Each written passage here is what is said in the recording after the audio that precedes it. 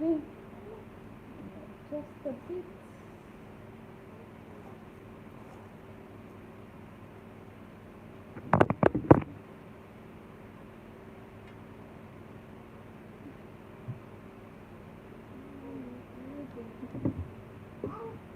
Should be enough for me.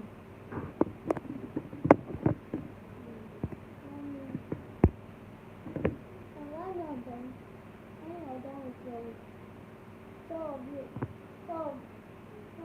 don't want to do it, Papa.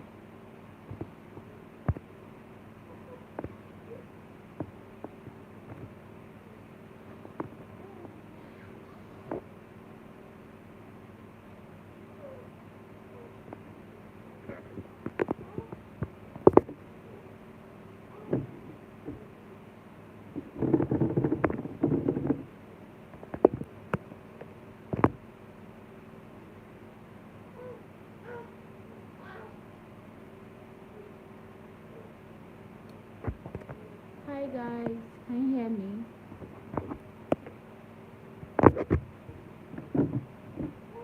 Sorry, I want to see if I can view the chats. Hello, please can you send me a message? Alright, I can see the Res Empire. Don't worry, gist will be served. Like I'm going to start the gist right now. So, hello, you're welcome to my YouTube channel. My name is Oyenike Alejo, and I'm sure you can see that in the bio already. So, okay, I'm trying to choose a filter. I don't know if it's working. Okay, I think without filter is actually better. Okay, so I wanted to do a live video of my birth story because I've been trying to vlog it and it's a very long gist. So I'm like, why not just make it a live video? Sorry, I look like this, but I've been out. I'm just entering the house and I just need to do this. Okay, so let's just take it back to where I opted for an elective cesarean section, that elective CS. My first delivery was it was an emergency CS because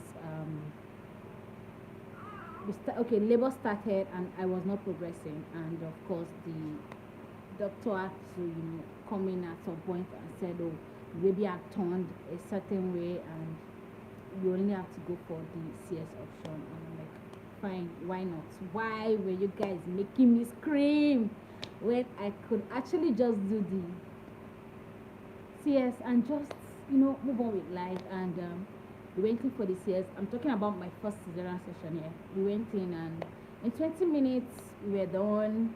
Of course, healing was more painful because of course you need to heal and all, but it did not really take time. But of course the pain was still there. So the good thing was the baby was fine, mother was fine, and life continued. So fast forward to my second birth. I had some surgeries from 2019 to 2020. Yeah, I had an endoscopy surgery, then I had a cranioplasty surgery. Like, I think I did a video on that in my, you can check for the story. So I had a cranioplasty surgery whereby the neurosurgeon had to remove some tumor on my forehead and replace with a mesh. Of course, there was the impact on my eye and all of that. So that one is the story is in one of the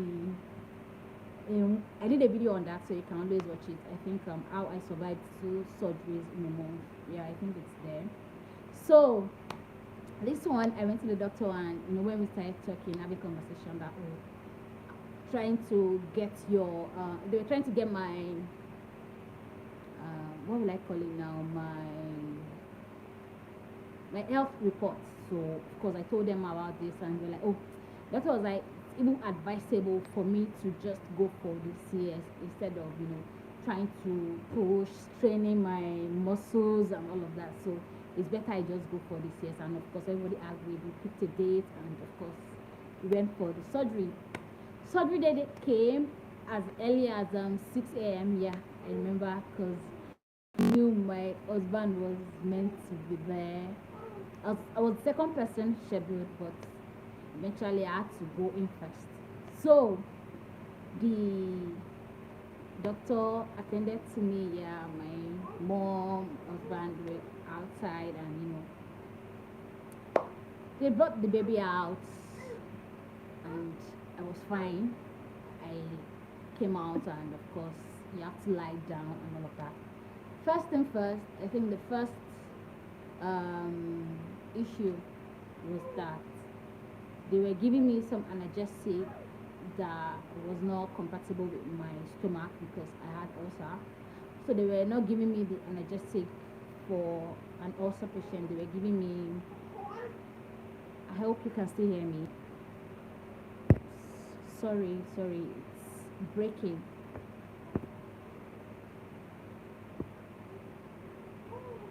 Can you hear me now? I want to believe so. Peppering me, the ulcer way. And I'm like, no, I cannot have this kind of pain to so yeah, I'm still numb, but then I could still feel the ulcer pain. And I'm like, no, please, you guys, what are you giving me? And they were telling me the analgesic, and I'm like, no, I'm an ulcer patient, you may need to do this and that. And of course, okay, they changed it, and let's just say it was an eventful night because I really could not sleep. The pain was much. Before you know it, I'm calling them, please, I need more analgesic. Anybody that is giving you that CS is not painful, my sister, it is painful, talking from experience. So it is really, really painful. So we moved on to the next day. By this day, the nurses will come clean you up, and they will want you to take a walk to your ward, because we were in the observation room, and of course after 24 hours you go back to your room. That's the ward where you stay for like 3-4 more days before they will discharge you. So I took a walk, like it was even a story building, and I climbed the stairs and went to my room. And my mom and my husband said to go home. So I had one of my big sisters with me. And they will say always try to take a wee. At this time they had removed the catheter, but of course we were like, catheter is supposed to stay for like 48 hours, but then they removed it this next day. That's like 24 hours. I don't know how true that is, but that was what they did. And I decided to go to the toilet and see if I can poo. And I got there, I sat down. I was still very careful because I was still all sore. I can't even pretend at this point that I was okay. No, I was not still fine, but I went there, and I sat down and was trying to pass poo, and was trying to film.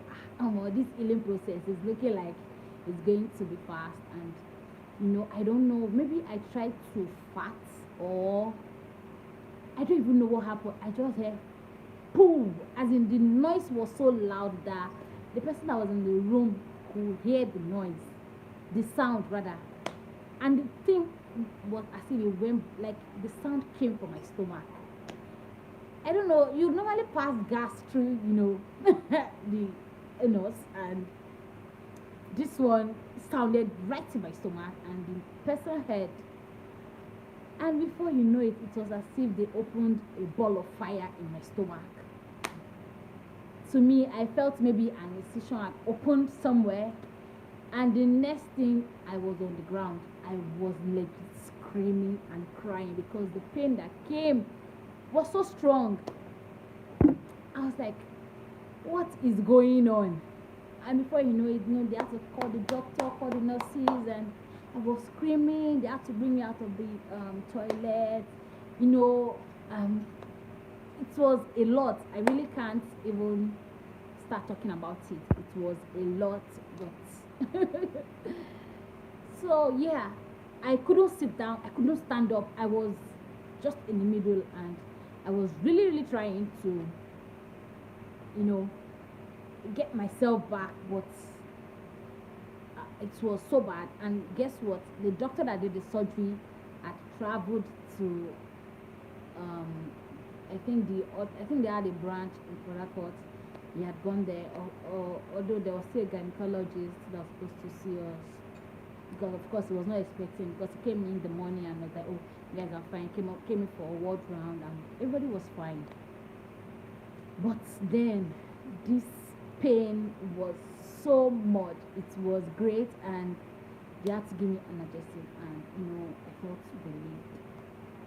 Then with the surgery pain, I was still trying to manage myself. I was I was laid on the bed, and trust me, I did the surgery on Friday, and I'm talking about Saturday morning here when this whole thing happened. Till like Monday morning, I was in severe pain. People were suggesting so many things, because they're like, oh, maybe it was gas that was trapped in your stomach. Maybe you needed to drink more water. Maybe you are constipated. So many, so many things, so many options, so many suggestions on what might be happening. Meanwhile, my husband was like, please, can we go for can we check in this, can we do a scan to know what is going on? And it was looking like, oh, it's normal, it's just one of those things. Well, me, I knew this thing is not normal, and it was like the pain was getting more each day. So by Monday morning, okay, guess what? When you do a CS, you won't be able to eat. They have to place you on water first, then before you go to pap, then from liquid before you now get to solid. I did not even pass the water stage. By the time another doctor comes, they'll be like, oh, back to IV. That's the IV, that's passing of water into the vein. So I'm not taking water in my mouth again. It has to be the IV. So when another doctor comes, oh, we are getting better now. Okay, so start drinking water. So by the time I drink water and go back, so it was 3 days. Trust me, I think I lost all the baby fat that day, during those days. And it was getting so much. I was drinking so much water. I was drinking so many mint tea, take tom tom, as in so many things was going on. And it was just a period. It was just a time. A lot of people that will come visit me, I'll be normal and I'll be talking to them. Before you know it, the pain will come, and I don't even want to see anybody again. I don't even want to carry my baby. I will cry. I'll be like, please, just take her away, because. And trust me, the girl did not even want to take milk. It has to be breast milk. I was like, please, I can't do this anymore. It took a whole village, my aunties, my friends, everybody was just trying to, be there for me, but the pain was just getting so much. So by that Monday evening that they decided to do the scan or to check what is going on, trust me guys, I could not really walk again. Like, my stomach was as if I was pregnant again. Like, it was as big as a 9 month pregnancy, and I'm like, what is going on? Everybody was like, what is going on? I remember my mom-in-law was like, no, this is not normal. She started praying. Like, that was the Sunday midnight. She prayed so much, and even me, I couldn't sleep. I was like, hey, please God, can you just spare my life to even see, to be the mother of my children? It was, I don't think I can quantify the pain. It was so much that thinking about it sometimes, I feel tears in my eyes. Like, this pain was not something I can even talk about. So fast forward to we going to do the scan. When I got there, my stomach, I could not even lay on my back again. Like, they had to, place me on the bed in such a way. I was screaming and shouting. So by the time I got there, the gynecologist was like, madam, what's happening? Your stomach is still very big. So they checked the stomach, and they saw fluid. They were like, fluid, what is fluid doing in the stomach? All they could see was fluid. They did not know whether it was water, whether it was blood. They did not know. They were like, oh, and they put it in my by my side, like on my stomach. They tried to bring out the fluid that they saw, and they realized okay, it was just normal stomach fluid, like water. So I don't know what made the doctor ask me. So when last did you urinate? When last did you pass urine? And I had to now pause and start. And I'm like, okay, I think it was that Saturday that this pain started. So I had not urinated for like 3 days. Everything was storing in my body. There was no way for me to pass urine because I think maybe my bladder shut down. I don't know. I was not passing urine. So all the water were looking for places to go in my body. So that was why I was feeling so much pain. Like the pain was going pain when I was pregnant. So what is all this? So quickly the doctor said, oh, please pass me the catheter. Let's pass the catheter for her. So they had to pass catheter for her. Trust me, this catheter was filled up within 10 minutes. Like urine, water that was in my body. They passed the first one, it was full. They passed the second one. By the time they passed the second one, I felt some kind of relief, like, okay, could this be, could this be the real? Because people were like, no, all my aunties, they were like, these people, they are not competent. They wanted to sue them. They wanted to take me away from the hospital. They wanted to do so many things. They were already calling their contacts. Oh, we have this issue. We want to bring the patient in. As in, we were already almost leaving the hospital. But I just want to say, thank God for the doctor that I want to believe it was God or it was the Holy Spirit that ministered to the doctor to, ask if I had been passing urine. So eventually, they had to now start punching my stomach with needle to release the pressure. So it's not like it was not me that I have phobia for needles, guys. I think at this point I'm like, you know what? Anything you want to prick in my body, please do it. So far, I'm going to be fine.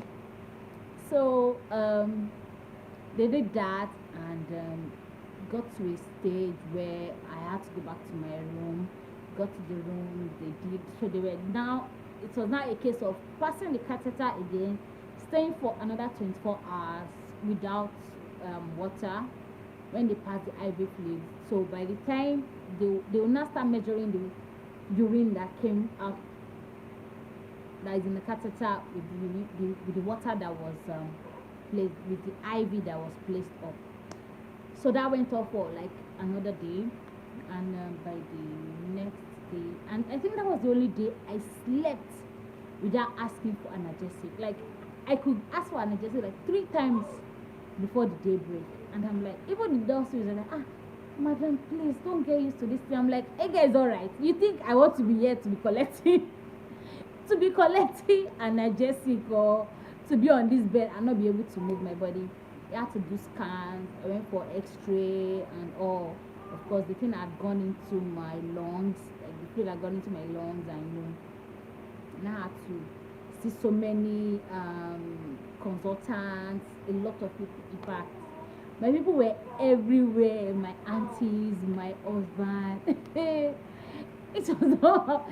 I'm laughing now because it's looking funny, but then it was a serious issue. So eventually, they had to give me antibiotics, to clear all the water in my lungs, and of course for me to get healed on time too. So I think by Wednesday, by Wednesday evening, they certified me to start eating. So I did not eat since Thursday evening, because they'll tell you to stop eating by 10 p.m. if you are going for surgery the next day. So I stopped eating from Thursday evening, and I did not eat till Wednesday evening. So that's like how many days? And of course, more water, more fluids. So I think they removed the catheter on that Wednesday from Monday. So they now stayed for another 2 days. Then guys, it was not funny. Like it was not funny. I can assure you that. Trust me, all my parents, everybody was panicking already. Even me, trust me, I panicked at some point. I started crying like, what is this? I don't understand. Oh, hey, God, help me. This is supposed to be like the seamless breaking.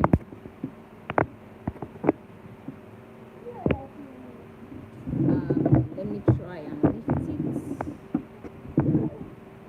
Is it better now? Please, can I get a message if it's better? Is it better now? Can you hear me? Can you hear me? Please send me a chat to show that I am back. Network. Okay, thank you so much. Okay, so they were like, oh, madam, now you can go home. So I spent a week in the hospital instead of the regular 3 days. I was supposed to leave on Monday and I did not leave till Thursday. I don't know what I want to press. Okay, like we legit wanted to cancel the naming ceremony because we gave it to this girl on Friday and name was supposed to be Friday, and I'm just leaving the hospital on Thursday. People are already waiting to just a go ahead or if I forgot all the pain. But trust me, the thing was somewhere in my head. Like at some time, like when I remember the pain I went through, I was telling my husband that everybody can actually have anxiety. It takes the grace of God for you to be able to manage it, because sometimes I'll just start thinking and I'm already agitating, I'm already shaking, and I'll just start speaking in tongues for me to just get myself out, because the pain was much and people around me then could testify. So we got home and Thursday everything went well and I started healing so fast. Like I healed, my stitches were already closing and everything was actually fine. But that period of staying in the hospital and nobody knew up till now, trust me, nobody knew how my kidneys or whatever just shut down, like how all my systems shut down and it was not working. Like I was not passing water the way. So imagine I was eating at that time and they feel nothing is happening. So it's now going to be a combination of urine, water, food, solids. Only God knows what would have happened to my stomach, because sometimes when I try to imagine, I'm like, so what would have happened if I did not do this? So man, it was a journey, and I just feel, let me share it, because I've tried to do a vlog about it and I realized it will be so long and I may not even be able to capture it. I wish my husband is there. Maybe I could hear his own, because I know his panic level went up the roof, if not for people that were with him. It was such a crazy moment, but once thank God, because our baby is already 9 months old, and yeah, it's been good. And another thing is, it was my husband's phone we used for the recording, and unfortunately his phone crashed. Okay, Jen has stopped working and I really can't see anything again. Just please get me the lamp. So I think our live video might end now. This is so funny and it is still not funny. Same my story. So just to wrap up this gist, our baby is 9 months old. I was talking about my video crashing and I could not do a bed vlog, and I think somehow it affected my production. I don't think I really showed my baby on this um on YouTube. Like I don't think I've ever included her. Please carry her.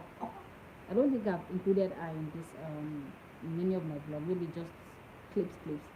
So this is like a 9 months in, 9 months out kind of video. So let's just put everything in, and maybe we'll just skip the birth and the pregnancy vlog.